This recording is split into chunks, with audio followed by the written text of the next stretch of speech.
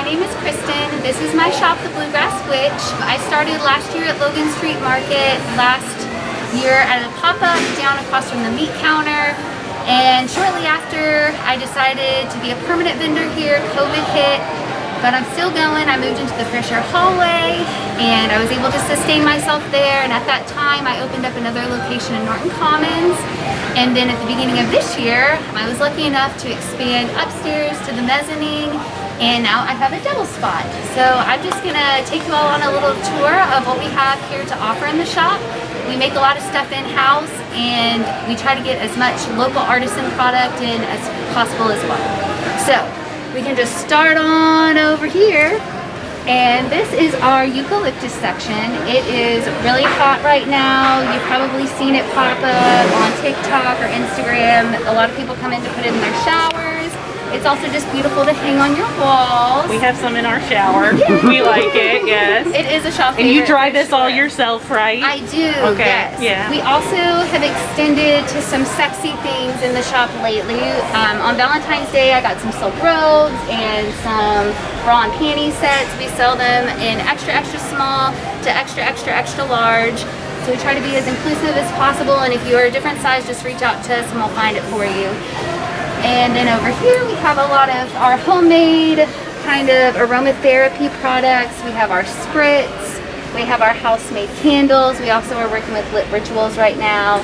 And we have our disinfectant spray that we started making during COVID to be able to legally stay open. And then over here we have our bath blends, which have been super hot right now. With everything going on, they have different symbolisms to kind of focus a ritual while you're taking a bath. Essential oils, house-made soaps, Cantha blanket coats. Now we're coming over here and this is just kind of our fun stuff, our household items. Then we have these beautiful leather wallets and bookmarks made by a local artist. My grandpa makes these wooden pins, which is so special to me. That's so cool. Yeah, they're really, really beautiful. And he has them all labeled with the different wood that they are, and you know, the different filler of pencil lead you need so that you know how to keep it cool. And then we have our arts and crafts section. We have some vases. You can't not show off all of your bouquets that you do. And I know that goes along with the vases yeah, too. and you make these all yourself, right? Yes, I think they're gorgeous. I think you have such an eye for it. Thank you. You're welcome. Nice of you to say. I love to do it. I actually had never done bouquet building before I did this, but it's something I always wanted to do, but an opportunity to be a florist never came up.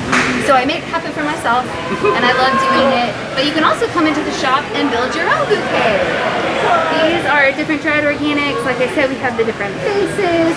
Our peacocks are falling over, but these are just the most delightful. Look how cute he is! What is all this over here? Are these more flowers? It is. This is our more fresh flower selection.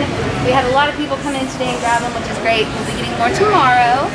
And then if we do not sell any flowers and they start to go bad, we never waste them. We always dry them out, and we make this biodegradable flower confetti.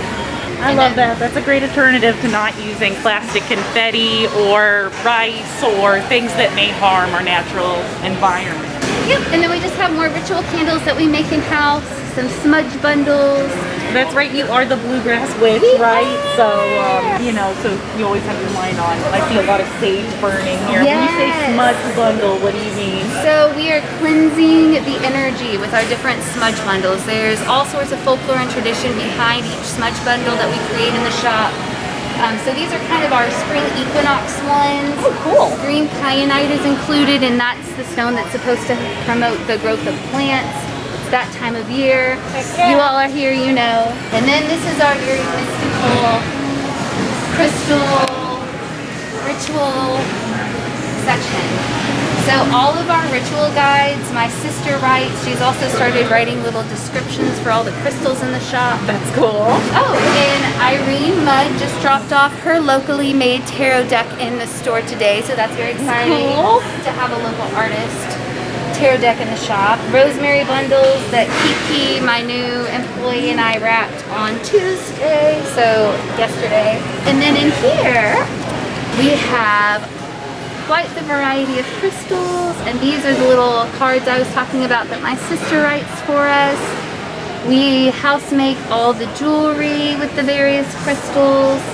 And then Which we I have think is just rings. fantastic that you actually make all of this jewelry yourself. It's Thank just, you. it's gorgeous, it's really cool looking, and I'm all into the fact that you're making, like, you gotta be making at least 70% of what's in your shop here. Yes, I'm a wild woman. I just love to do it. I can't stop myself. But yeah, and then over here, even more. So these are more herbs and salts and ritual items that people coming. People always ask, well, what do you do with these? And we get a million different explanations. Some people just come in for the symbolism. Some people burn them during rituals. Some people put them in their baths and their teas and craft projects that they're making. So there is quite a variety of things you can do with those. I know that I've been using the baths, and I've probably had every spritz here, and they're beautiful, and I love them. Thank you, yes. I appreciate that. Yeah, and they have little crystals in the bottom, which I love. So yeah, I'm a big fan. I spend a lot of my money here. It can be a dangerous place, but in the best of ways, I hope. So let's just talk a little bit about how you've only been here for a year. This is a lot of stock that you have and everything that you built up in a year, huh? Yes, I don't honestly know how it's happened. A lot of people assume that I am with a rich man who supports me and provides all of this. That is not true. I'm actually, I'm gonna get emotional because it's been such a hard year. Everybody has, but my partner lost his job due to COVID, so I've been the one supporting my family.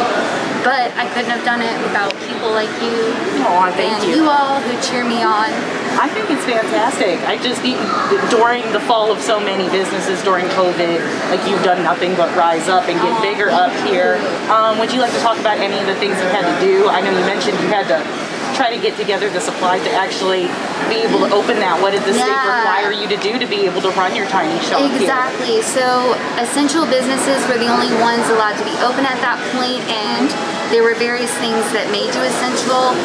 So I was trying to figure out, well, what can I do to fall under that category, and coming up with the house-made sanitizers, what worked for me, that allowed me to be open. But I was running around everywhere trying to find fresh aloe to harvest for the sanitizer, trying to find the right grade alcohol, because it's all CDC guideline approved, of course. Right.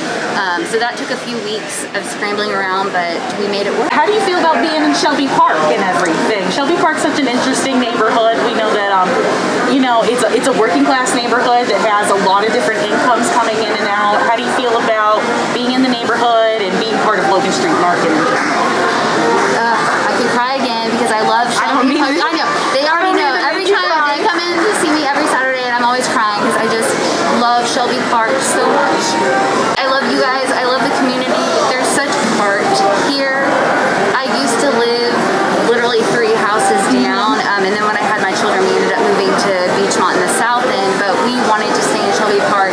So it's great to come full circle and have my business here. The community has been so welcoming and kind and gracious. I'm grateful. Anyone? I don't know. That was one of my questions. You got any questions? I mean, I can cry all night. No. I'm just curious. Has anyone been aggressive towards you with the gentrification that's going on in Shelby Park? And I know that some people do have mixed emotions about what's going on in Logan Street, and everything. We personally love the market. We love coming to the market, but also it's a big focus of the push for gentrification in Shelby. Absolutely. So, for sure. No, I mean, absolutely. Gentrification is a huge thing.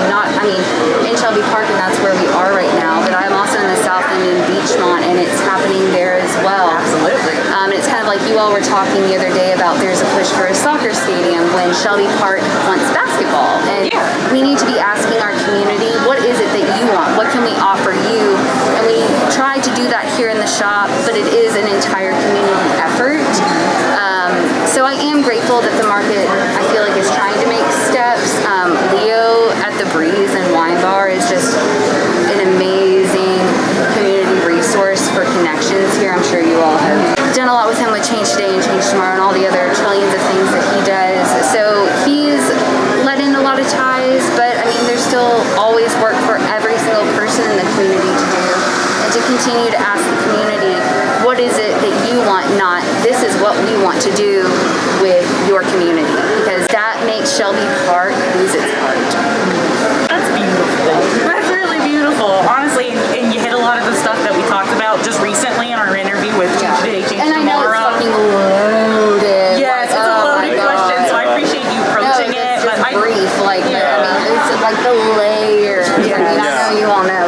we could go on and on about it, so I appreciate like the concise and like heartfelt answer. I know that FOCO is very active in their activism. I know that they did recently, Logan Street was sponsoring Change Today, Change Tomorrow. You guys know we love them, so, and you're absolutely right up our alley with the community focus that you have, and that's exactly what we believe here in Beargrass Thunder, is that the community needs to tell us what we want and what they need, and we're happy to be friends with you and to know you. And you all are great. and so come check out the Bluegrass Witch. Yeah. Thanks for watching Beargrass Thunder. We're here with Kristen, the Bluegrass Witch, and she showed us all around her store. It's absolutely incredible. Thank you so much for having us today. And is there anything else you'd like to tell us about your store, anything you have coming up, or any online research you might have? So we do on March 28th have a pretty awesome event coming up in the kitchen, which is going to be socially distanced. My sister, Mandy, Mystic, Mother Madwoman on Instagram and Facebook is helping me. You can also follow us, the Bluegrass Witch, on Facebook and Instagram. And our website is